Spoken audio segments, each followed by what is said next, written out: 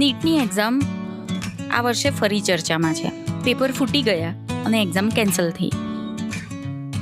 આમાં બિચારા સ્ટુડન્ટ્સને કેટલું બધું સહેવાનું. ઓલમોસ્ટ 1.5-2 વર્ષથી તૈયારી કરતા હોય, મેન્ટલી પ્રિપેર્ડ હોય કે હા ચલો હવે આ એક્ઝામ પતશે એટલે 2 વર્ષની મહેનતનો અંત આવશે, અને અચાનક એમાં કેન્સલ થઈ ગઈ.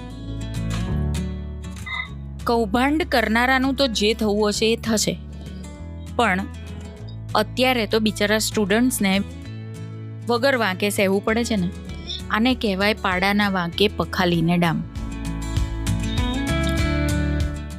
નમસ્તે મિત્રો, હું છું આશા અને આપ સાંભળી રહ્યા છો કહેવત કથા.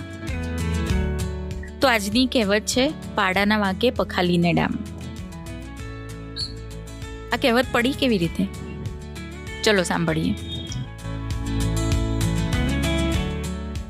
પહેલાના સમયમાં પાક્કા રોડ તો હતા નહીં, એટલે રાજમાર્ગો પર પાણીથી છંટકાવ કરવામાં આવતો, અને આ પાણી છાંટવાનું કામ જે લોકો કરતા એમને પખાલી કહેવાય.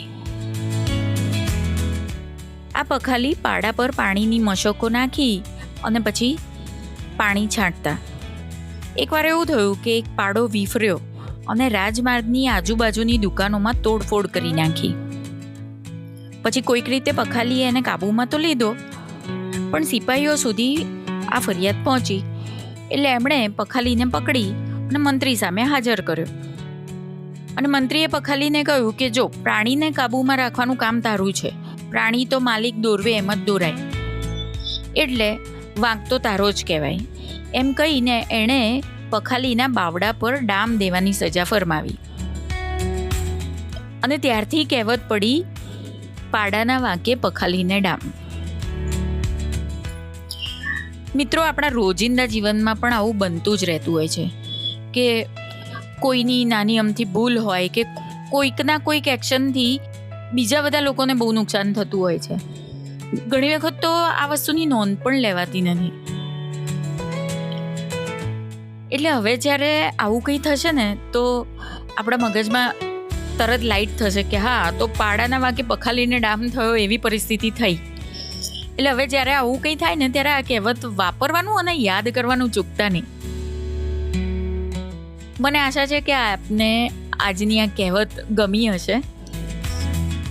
આ જ કહેવત જેવો અર્થ ધરાવતી એક બીજી કહેવત તમારા માટે: લોહી પીવે માંકડ ને માર ખાય ખાટલો. એટલે હવે કોઈક વાર પાડાના વાંકે પખાલીને ડામને બદલે તમે આ કહેવત વાપરશો તો પણ મજા આવશે. બાય ધ વે, તમને ખબર છે અમદાવાદમાં પખાલીની પોળ પણ છે અને પાડા પોળ પણ છે. ફરી મળીશું આવી જ એક નવી જાણકારી સાથે. ત્યાં સુધી આવજો.